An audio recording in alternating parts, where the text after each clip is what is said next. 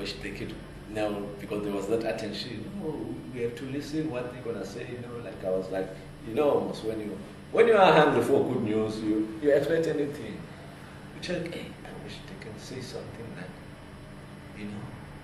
why can't they say we want anyone who are seeking for the job, maybe we want to employ or someone, You want to just you're thinking everything, all the rubbish, you just think, or maybe this one can say, hey, I'm looking for people who are interested in working, Yeah.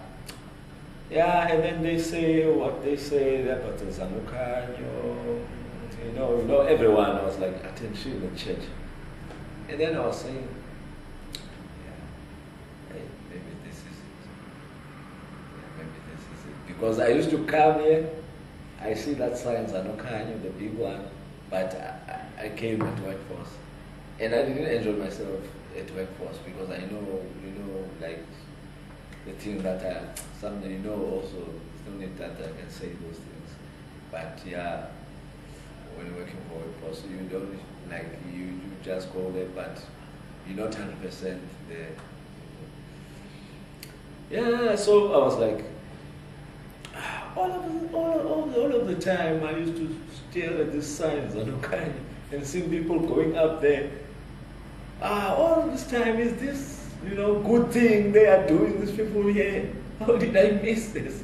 And then I asked, that's how I find it, Slinda, you just told us, we are doing like projects like these, people, like job seeking, and we are busy with many things, involving computers, with skills, many skills, and then to myself, let me go. And it involves CVs also, to people who don't have CVs or in good conditions. Yeah, that's how I hear that story. A church, at Methodist church, yeah. So I follow it. I didn't make follow up. Yeah. So you graduated in November 2011. What do you remember most about the Zanokhanyo course? From the course, it's like I remember my own life now, because it's all in me, the course. First thing, the very important thing that I remember from the course, like the believing in God, and expectations of what we must expect from God. And it was only from one side. We didn't look it back on us, that also we need to do something for God.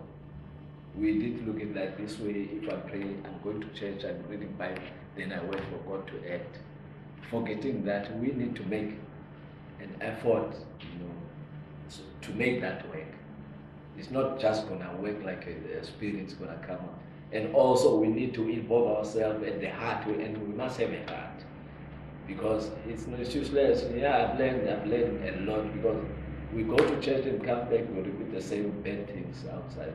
So now we have to stand and, be strong, no matter what challenges us, and be faithful. Like I was telling Sophie that, and Cynthia that day, I went to the shop and buy airtime, and then the lady gave me airtime and the same money that I gave her. And then when I'm going out, and then I stop at the door, and then I go back there, and I was thinking like, what about what? Because I make that person now suffer for because this is not luck, because that's where also the thing that they were saying about God, that there is nothing like luck, because like when someone is doing their duty on someone's duty, because that person should make a mistake, and then I know that she make a mistake, so it's up to me to save her life, because maybe by that mistake can destroy her, then it's me who destroy her. So I was thinking that, hey, we've been talking about this. So that's where we need to have a heart to just to be strong, to do the right thing. I went back there, I gave the lady, hey, you just gave me the money that I gave you. This is not right. I said, oh, and the lady was just arriving now late. Say, oh, thank you, yo.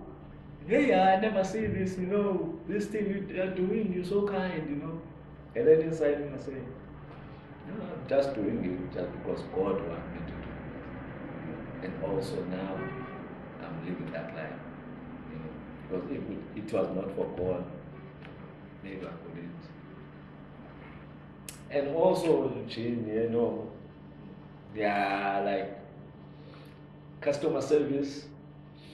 Yeah, it's great, man. Because me, in every job that I get, I used to be like, I get tired so even by the people who try to say funny things, I want to respond in that bad way, but now, yeah, I know how to handle those things. Those I remember the most useful weapon that I get I got from you guys. Yeah, like how to keep myself, yeah, in a good manner. Yeah.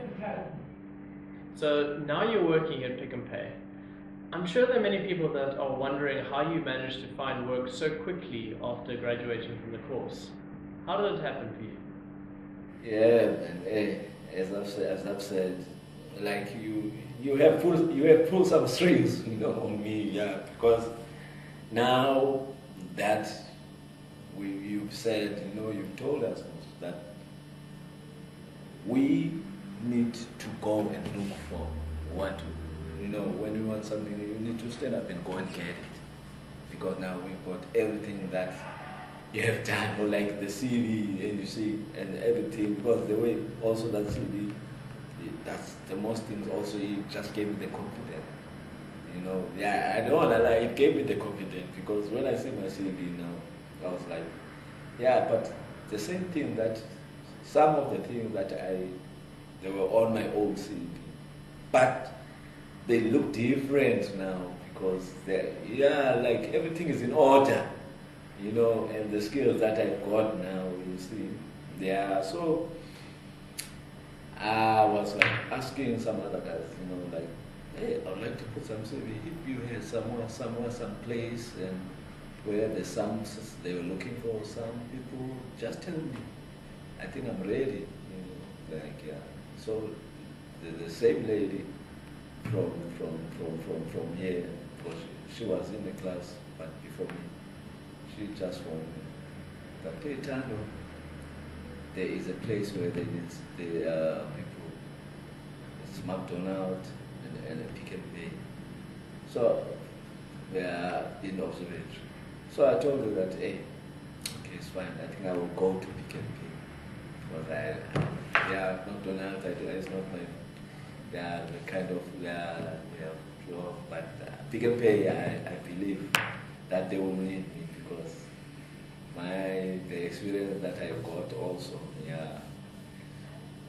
And then I went same day this for me. I went there on Wednesday. So the minute I noticed one thing, the minute I went there this morning, Wednesday, I met this lady in the reception, in the customer service, in the customer service desk, yeah. I went there, and then I asked the lady there, who's the manager, I think she was something there, yeah. And then I was like, hi, yeah, I heard that you're looking for some people, so I've got a CV on me. And then the lady like, did you ever work here before? Like in a place like this? Because I said, I did casual in a place like this, but I don't know what's happening. Okay, there's my CV. And then she was like, looking at my CV like she's looking at something else, like I was like, the minute I gave her that CV, I did believe that this is it, because my CV tells everything for me. They don't need me for me to talk too much. You know, I made some copies of the certificate, also the one I just received as Zanokhanyo. And then she told me that no, just leave the certificates and many things. I need just these 2 pages and a copy of ID. You know, I was saying, wow, that's great. And then she took them, and then I told her that if you got me here in this company, you got someone to hold it. She said, serious? I said, yes. And then, then I went home. I took a train on observatory. So the minute I just took that train, it was on the way to Salt River, they phoned me that, okay, we'd like you to come tomorrow, Thursday, for interview at 2 o'clock. I said, okay, I'll come. You know, I was like, now, I'm ready, you know, I've got everything it takes now. So then I went there at 2 o'clock. And then the interview, they asked me about the same thing that you told us, like customer service. What do you do when the customer is coming to you with a problem? Maybe she or he bought something, and then this thing is expired or is expiring tomorrow. What do you do? I said, no, if it's something not in my department, I'll call my manager. Then if it's something that I can do, then I'll help the customer and, and then make her satisfied, like give her the item that she's supposed to receive. And then, and then the guy was like, hey, no, this is a person. And then my CV, she started to make some marks on the CV, put some arrow there, and to find out this is only the CV that is not an arrow up, it's facing up and something like that. So they say, okay, we will see, we will phone you if there's anything. And then I went home and there was cricket playing, so I was watching cricket. Ring, the phone rings. And then the same guy, hey, I'm the guy who was interviewing you. I would like you to come Friday. We would like you to start with the training, 1 contract training. Then we can see from our students. So I was like, excited that, this is really, really, really happening, And I was telling myself, this is Zanokhanyo, all this is, because serious, like my CV, man, it just satisfied me. That it comes from there. It's like my ID. They can see this person, but when they see my only CV with the photo of my face. That was the only CV there in those bunches. That's what's amazing them. Where you come from? And then I think that the boss or he was really massive the time he was giving me the contract, and then he said, Zanokhanyo. Zanokhanyo. I say, I don't know, maybe he knows or so all these things. They say, I'm still on by being lucky, give me a permanent contract. They say if they're satisfied. But the way I'm working now, I can see some of them, they like the way I'm working because they put the responsibility on me. If I'm put on L, maybe it's shelf packer on L, they can give me 2 L's. They say Thando 6 and 5 is for you, and then I was like, I don't want to complain. How can I handle 6 and 5? But 1 is supposed to be 2 people. It's just like keep quiet and just do the job. So that's it, Jin. So Thando, you were searching for work. You came to Zanokhanyo, went through the course, and now you're busy working. What are some of the most important lessons that you've taken out of the course and are now putting into practice at work? So many also. Some of the things, and also, I don't want to lie, I've been no matter I'm not gonna be, I've been